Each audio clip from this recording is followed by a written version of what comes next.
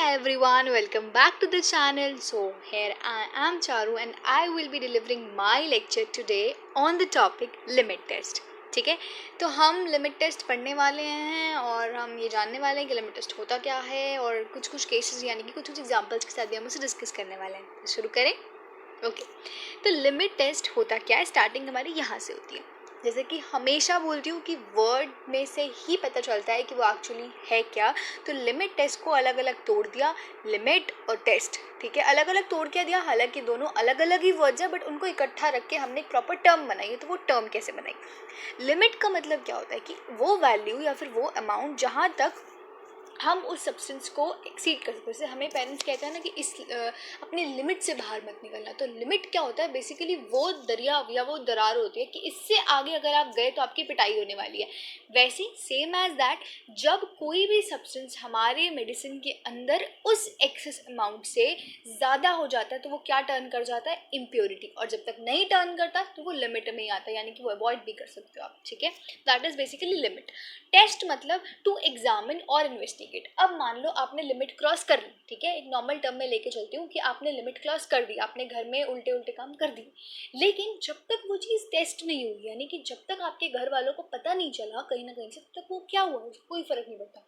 Same as that हमारे medicine में हम क्या करते हैं, हम चेक करते हैं. तो उसको हमने टेस्ट किया ऑब्वियसली उसका. तो जब हमने टेस्ट किया तो टेस्ट का मतलब क्या हुआ? इन्वेस्टिगेट करना. ठीक है, ताकि हमें पता चले कि वो इम्प्योरिटी है उसमें, तो ताकि हम इम्प्योरिटी को निकाल सकें. तो अल्टीमेटली एक ऑफिशियल डेफिनेशन के थ्रू चलते हैं. Limit test is defined as a qualitative और semi qualitative test designed to identify and control small quantities of impurities which is likely to be present in the substance. यानी कि limit test एक qualitative या फिर एक semi qualitative test है जिसमें हम बेसिकली क्या डिटरमाइन करते हैं? स्मॉल इम्प्योरिटीज़ जो होती हैं उन्हें आइडेंटिफाई करते हैं और उन्हें कंट्रोल करते हैं. मान लो अगर वो अवॉइडेबल है तो उसे अवॉइड किया जाता है, इन केस नहीं है तो उसे कंट्रोल किया जाता है. ठीक है, जो किस में प्रेजेंट होती है? सब्सटेंस के अंदर प्रेजेंट होती है. So this is what limit test is. यहाँ से पता चलता है कि limit test why it is important. Obviously हम किस लिए लिमिट टेस्ट कर रहे हैं? इम्प्योरिटीज़ निकालने के लिए. तो इम्प्योरिटीज़ निकालनी क्यों ज़रूरी है?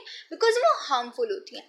तो हमें दो चीज़ें, पहली चीज़ तो ये कि हम उस इम्प्योरिटी को अवॉइड कर सकते हैं या नहीं कर सकते, ये चीज़ हमें पता चलती है. दूसरी हमें ये पता चलती है कि वो इम्प्योरिटी हार्मफुल है या नहीं है. ठीक है, यानी कि उसकी हार्मफुलनेस का पता चलता है हमें कि हार्मफुल अमाउंट मतलब इस अमाउंट से आगे चली गई तो वो हार्मफुल हो सकती है, यानी कि इम्प्योरिटी कहला सकती है. तो ये कुछ इंपॉर्टेंस भी है लिमिट टेस्ट के. कह लो कि हम लिमिट टेस्ट को जब परफॉर्म करते हैं तो हम ये कुछ क्राइटेरियाज ध्यान रखते हैं कि हमें क्या डिटरमाइन करना है. तो ये सब है. ठीक है, अब एक एग्जाम्पल के साथ प्रॉपर क्लैरिफिकेशन लेके चलते हैं. Limit test of chloride. ठीक है, हम लिमिट टेस्ट ऑफ क्लोराइड और सल्फेट्स बिल्कुल सेम होते हैं. ठीक है, नॉट सल्फाइड, सल्फेट्स बिल्कुल सेम होते हैं. तो दोनों को मैंने साथ ही रखा है और दोनों को मैं साथ ही पढ़ाऊंगी. यानी कि पहले फटाफट से अगर आपने क्लोराइड समझ लिया आपको सल्फेट का टेस्ट भी समझ आ जाएगा. ठीक है, तो लिमिट टेस्ट हम क्यों करते हैं? क्लोराइड का लिमिट टेस्ट कर रहे हैं. तो लिमिट टेस्ट यानी कि हम क्लोराइड की लिमिट को डिटरमाइन कर रहे हैं यहाँ पे. ठीक है, कितना अमाउंट ऑफ क्लोराइड सैंपल में अलाउड है और कितना नहीं है. अब जब हम लिमिट टेस्ट करते हैं तो उसको चेक करने का, यानी कि इम्प्योरिटी को चेक करने का जो प्रोसेस होता है वो प्रोसेस 4 पार्ट्स में डिवाइडेड है. ठीक है, पहला क्या? प्रिंसिपल. उसका प्रिंसिपल क्या, यानी कि आप उसे परफॉर्म कैसे करना है, कैसे होगा, उसका प्रोसीजर क्या है. और रिएजेंट्स, यानी कि जो भी रिएजेंट्स आपको उसमें प्रिपेयर करने हैं डालने के लिए, वो रिएजेंट्स नहीं डालोगे तो क्या होगा, डालोगे तो क्या होगा, वो क्यों रिएजेंट्स प्रिपेयर करेगा. और द लास्ट वन, रिजल्ट, यानी कि पास हुआ या फेल हुआ. ये जो रिजल्ट वाला क्राइटेरिया है वो हम कहाँ यूज़ करते हैं? हमारी प्रैक्टिकल्स में यूज़ करते हैं. यानी कि ये जो लिमिट टेस्ट है वो आपको प्रैक्टिकल्स में भी करने हैं. तो ये जो रिजल्ट और पास फेल वाला क्राइटेरिया है वो वहाँ यूज़ होता है. और लैबोरेटरीज में जब प्रॉपरली इसे परफॉर्म किया जाता है तो वो एग्जैक्ट क्वांटिटी डिटरमाइन करते हैं कि हाँ इस तक ये प्रेजेंट है, इसको आगे प्रेजेंट नहीं होना चाहिए. ठीक है, तो प्रिंसिपल से शुरुआत करते हैं. प्रिंसिपल क्या है? Basically limit test of chloride is based on the reaction of soluble chloride. नीचे देखो मैंने सॉल्युबल क्लोराइड के नीचे एक छोटा सा स्टार लगा रखा है और वही स्टार मैंने नीचे रिएक्शन में भी लगा रखा है. जहाँ मेरी लाइंस खत्म होती है ना उसके नीचे देखो मैंने Cl सॉल्युबल लिखा हुआ है और स्टार भी लगा रखा है ताकि आपको पता चलता रहे कि मैं क्या बोल रही हूँ. तो रिएक्शन की तरफ ध्यान रखना और मैं बोल रही हूँ जो उस वर्ड्स की तरफ ध्यान रखना. यानी कि हमने क्या किया, सॉल्युबल क्लोराइड को रिएक्ट कराया किससे? विद सिल्वर नाइट्रेट, यानी कि AgNO3. ठीक है, AgNO. नीचे रिएक्शन की तरफ ध्यान देना कि Cl को हमने रिएक्ट कराया किसके साथ? सिल्वर नाइट्रेट के साथ. यहाँ पे NO3 है, ठीक है, सिल्वर नाइट्रेट लिखा हुआ है, उसके साथ रिएक्ट करा है किसकी प्रेजेंस में, डाइल्यूट HNO3 की प्रेजेंस में, किसकी प्रेजेंस में, डाइल्यूट HNO3 की प्रेजेंस में, जिसको हम क्या कहते हैं, नाइट्रिक एसिड, उसकी प्रेजेंस में कराया। या देखो जैसे मैंने एरो लगाया, एरो के ऊपर मैंने लिख रखा है, यानी कि इसकी प्रेजेंस में, ठीक है, एरो के ऊपर जो भी सब्सटेंस हम लिखते हैं, रिएजेंट लिखते हैं, वो बेसिकली उसकी प्रेजेंस में होती है वो रिएक्शन। उसके बाद क्या आया, जिससे क्या फॉर्म होता है, सिल्वर क्लोराइड फॉर्म होता है। जब सिल्वर क्लोराइड फॉर्म होगा ना, तो सिल्वर क्लोराइड क्या होगा, इनसॉल्युबल होगा, और वो ओपेसिलेंस यानी कि टर्बिडिटी, जिसे हम कहते हैं धुंधलापन, आपके अलग से ही सैंपल में धुंधलापन दिखाई देने लग जाएगा जैसे ही AgCl बनेगा। इन केस अगर आपके सैंपल में Cl प्रेजेंट है तो ऑटोमेटिक AgCl बन जाएगा, ठीक है, AgCl बन गया, टर्बिडिटी आ गई, आपको ऑटोमेटिकली पता चल जाएगा कि क्या है, क्लोराइड की प्रेजेंस है, ठीक है। और लैबोरेटरीज में क्या होता है, उनको प्रॉपर अमाउंट पता चलती है कुछ। उसके बाद NO3 नेगेटिव जो है वो हमारा अलग हो जाएगा, ठीक है। ये हो गई रिएक्शन की बात। प्रोसीजर कैसे करोगे इसे पता, बेसिकली हम क्या करते हैं, जब हम अपनी लैब्स में परफॉर्म करते हैं तो हम क्या करते हैं, दो सिलेंडर्स ले लेते हैं, एक पे टेस्ट सैंपल लिखते हैं, एक पे स्टैंडर्ड लिखते हैं, यानी कि हम कंपैरिजन के साथ करते हैं, स्टैंडर्ड के साथ, ठीक है।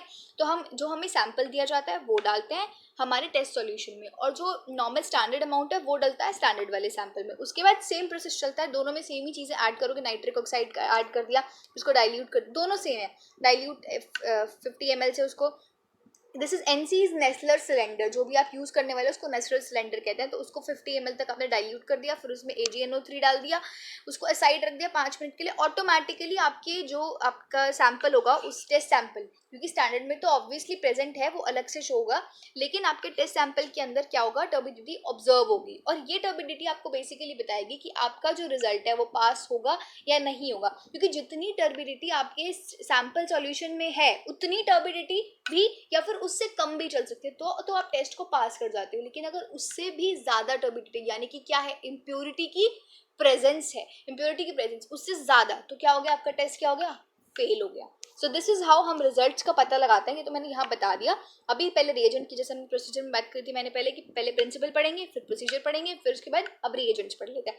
तो रिएजेंट्स हमें याद है किसकी प्रेजेंस में किया था, dilute HNO3, dilute nitric acid की प्रेजेंस में किया था। हम नाइट्रिक एसिड अब डालते क्यों है, कभी ये सोचा है, क्योंकि इससे क्या होता है, जो हमारा सॉल्यूशन है ना वो एसिडिक हो जाता है और AgCl की फॉर्मेशन हो जाती है, ठीक है, HNO3 डालने के बाद, जिसकी वजह से अब AgCl की फॉर्मेशन हो गई, जिसकी वजह से क्या हो गया, प्रेसिपिटेट बन जाता है, यानी कि धुंधलापन आपको ऑब्जर्व हो जाता है। उसके बाद रिजल्ट की बात करें, if the turbidity present in sample should be not be, ये तो बिल्कुल जो मैंने पहली लाइन लिखी है वो बिल्कुल एग्जैक्ट है कि हाँ, जो टर्बिडिटी होती है वो ज़्यादा नहीं होनी चाहिए।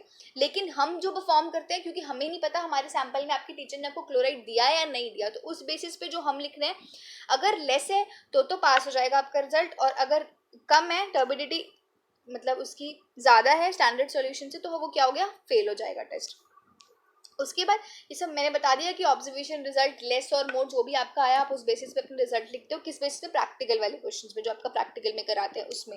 लेकिन अगर आप नॉर्मल पेपर में लिख के आ रहे हो लिमिट टेस्ट और लिमिट, तो उसमें आपको प्रॉपर सारा क्राइटेरिया लिखना होता है, आपको पूरी वो भी लाइन भी लिखनी होती है कि उसको ग्रेटर नहीं होना चाहिए, और इनकेस दोनों रिजल्ट लिखने होते हैं कि इनकेस अगर ज़्यादा है तो क्या होगा, और इनकेस अगर कम है तो क्या होगा। अब लास्ट बात करते हैं यहाँ पे लिमिट टेस्ट ऑफ सल्फेट्स की। सल्फेट्स में भी वही है, मैं ऊपर बोल रही हूँ, नीचे रिएक्शन देखते जाना। इसमें भी क्या है, limit test of sulphate is based on the reaction of soluble sulphate, soluble sulphate लिख रखा है मैंने यहाँ पे, किसके साथ, बैरियम क्लोराइड के साथ, किसकी प्रेजेंस में, डाइल्यूट हाइड्रोक्लोरिक एसिड की प्रेजेंस में। ये क्या है, हमारा रिएजेंट है, ठीक है, इसकी प्रेजेंस में, ताकि किसकी फॉर्मेशन हो जाए, बैरियम सल्फेट की जो फॉर्मेशन है वो फॉर्मेशन हो जाएगी। अब ये फॉर्मेशन यानी कि इंसॉल्युबल फॉर्मेशन हो गई, जिससे बेसिकली अगर बेरियम सल्फेट बन जाएगा तो आपको प्रॉपर्ली पता चल जाएगा कि आपके उस सैंपल में SO4 मतलब सल्फेट प्रेजेंट है या नहीं है। अगर सल्फेट प्रेजेंट होगा तो प्रेसिपिटेट बन जाएगी, नहीं होगा तो नहीं बनेगी, ठीक है। ये हो गई रिएक्शन की बात। टेस्ट सैंपल की बात करें तो वही मैंने बोला, सबसे पहले आपके जो टेस्ट सैंपल होगा उसके अंदर आप क्या डालोगे, सैंपल जो आपको टीचर ने दिया, और जो दूसरा आपका कंडीशन है उसमें स्टैंडर्ड सैंपल डलेगा।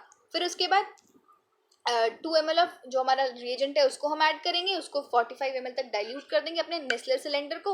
उसके अंदर फिर 5 ml बैरियम सल्फेट डालेंगे, फिर उसको साइड रख देंगे, और क्या ऑब्जर्व करेंगे, टर्बिडिटी को ऑब्जर्व करेंगे।